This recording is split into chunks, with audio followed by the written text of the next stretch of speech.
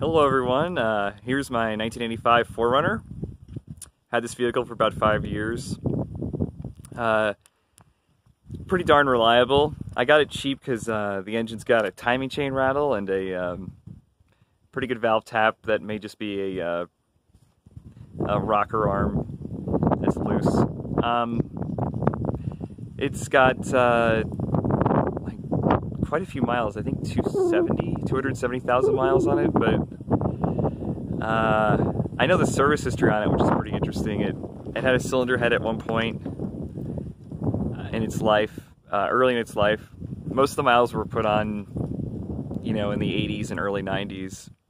Actually, knew the original owner and the second owner. So it was a two-owner car before I owned it. So it's a pretty old vehicle that's only had 2 owners. That's not bad. It's by no means mint. I've just always been planning on overhauling this engine. I just haven't gotten around to it because it still runs. But here soon I'm going to be pulling this engine out and seeing what it needs, checking to see how the bores are, if they're ovaled or beyond spec. I'd like to just hone it, do the rings, check the head out, see what condition it's in. Obviously gonna do a timing chain. Yeah, it's a cool car. You know what Toyotas are, they don't break very often. So it's basically been a farm rig out here in West Texas. Just do the gravel roads around here. As you can see, we live in a pretty mountainous area, a lot of gravel roads, and this just sort of runs around on our property, does little trips. But yeah, these things are neat. I mean, it's not too practical for really my use. I feel like I'd be better suited with something a little less, more of like a little pickup truck. But I mean, everybody loves these 4Runners, so I figured I'd get the engine overhauled. I've already done the suspension a few years ago. Set of Old Man Emu leaf springs. And I guess, yeah, there you go. Dakar, Old Man Emu. It needs quite a bit of work, but I'm kind of excited about finally getting it redone. Yeah, I mean, the seals on the axles leak. You can see the Burfield joints are all covered in grease and dirt. And yeah. So it's missing a shock absorber. A friend of mine lost a shock when he borrowed it a few years ago, but I've just been living with the one shock. I was running Bilsteins up front, but I think I'm just going to get the old Man Emu shocks that they sell in their kit. These are sturdy vehicles. As you can see, the sway bar links are totally gone. And yeah, it actually has an auxiliary fuel tank, which I'll show you at some point. It's at another building right now, but it's kind of neat. The auxiliary tank would go above where the spare tire goes. And yeah, I want to build some steel bumpers for this rig. Something nice and thick. And basically just make a kind of adventure vehicle. The interior is,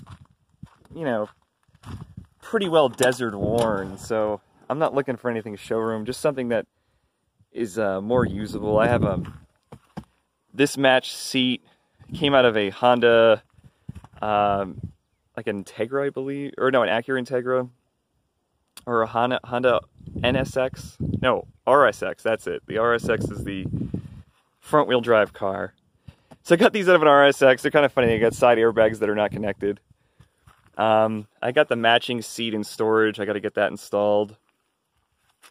This thing's got some interesting features. So you have your horn button, because the horn broke and someone decided that was the route to fix it.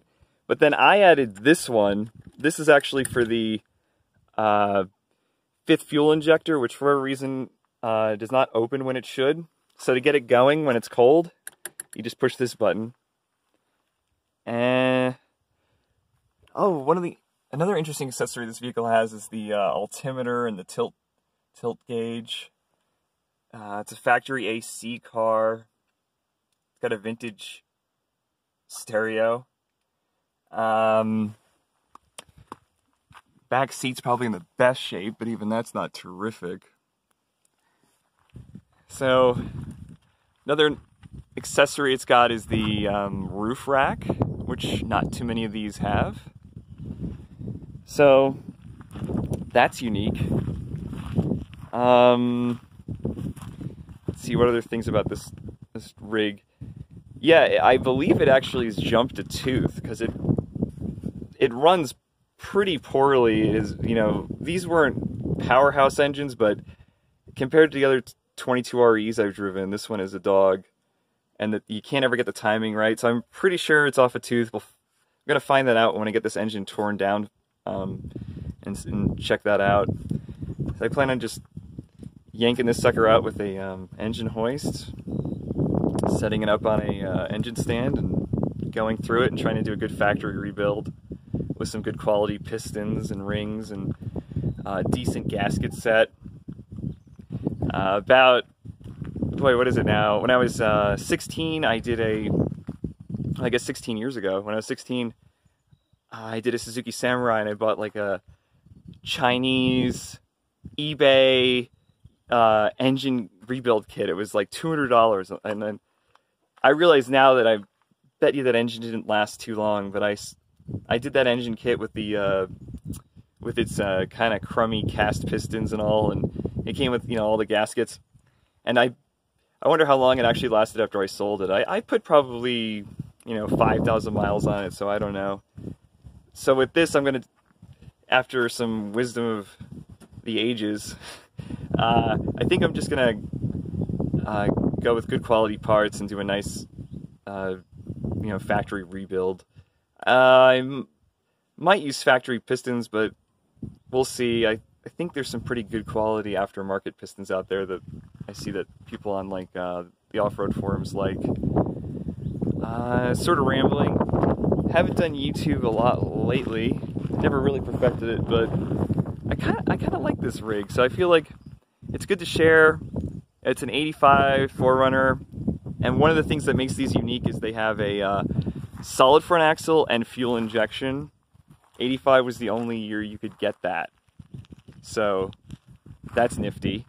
Handling, it's pretty bad, but so were most solid axle SUVs of the era. It's not meant for handling. Off-road, quite amazing. Sometimes I forget to lock the front hubs, and I'm in two-wheel drive, and I'm pretty blown away by what it's doing in two-wheel drive. And you know, that's how you can rate a good off-road vehicle. It's never left me stranded. It's kind of unique also that it's spent its pretty much entire life out here. I know the first owner used to tow it behind their RV back in the 80s. So it originally had a tow bar. Another nice thing about this 4Runner is it's lived out here in the desert, and it is very rust-free. I mean, yeah, there is some rust on the rear arches there, but it's surface rust. Most of these things completely just went to dust. I mean, I used to live back in the Northeast, and I never saw one of these. They just didn't exist, and that was in the late 90s. So 30 years on, or actually, yeah, 33 years on, this sucker is relatively completely rust-free. So, you know, that's a nice thing. It's nice to work on something that's rust-free. So you've got really good frame. These are mostly like rock guards. They're pretty stout. They don't make good steps. Yeah, so it's just nice to have a rust-free rig. One of the sweet things about getting vehicles from the desert. Normally this would all be chewed up. So that's a feature. The downside is the interiors take it much harder. But the headliner is in good shape. And got the standard factory roll bar. Top is removable, but not terribly easy, but you gotta just unbolt some fasteners. So that's the 1985 4Runner. I hope to do quite a few more videos in this vehicle as it progresses and improves.